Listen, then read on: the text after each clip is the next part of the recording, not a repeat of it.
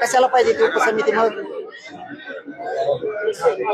सारथीनुसार सगळ्या योजना बंद पडत आहे, महामंडळानुसार पण कुठलेही कामं होत नाही.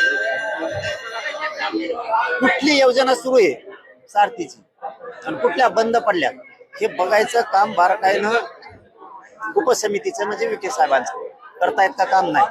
ते त्याला काय म्हणतात ना, धुंदीत आहे सत्तेच्या. मराठ्यांचं किती नुकसान होतंय याच्यात त्यांना वेळ नाही. कित्येक तरी अभ्यासकांनी वेळ मागितला, त्यांना वेळ द्यायला त्यांना वेळ नाही. कित्येक तरी समन्वयकांनी प्रश्न मांडायचा प्रयत्न केला, तिथं वेळ नाहीये. त्यांना मराठवाड्यात उपसमितीची बैठक लावायची, तिथं त्यांना वेळ नाहीये लावायला. मात्र काही लोकांना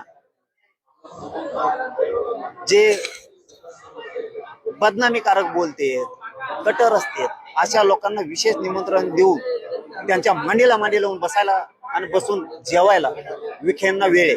इथं मराठ्यांच्या वेदना जाणून घ्यायला विखेंना वेळ नाहीये.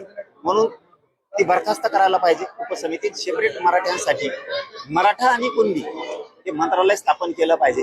कारण उपसमितीकडून आशा नाहीये काही कामं होतील म्हणून, नाही आशा आम्हाला. सातारा संस्थांचं गॅजेट निघाल का? आतापर्यंत आम्ही त्यांच्या मानेवरती मान टाकली होती. एक तर मराठी कुठल्याच मराठ्यांच्या मंत्र्यावरती विश्वास ठेवत नाही. या राज्यातल्या 6 ते 7 कोटी मराठ्यांनी विखे पाटलांवरती घरातला माणूस इतका विश्वास टाकला.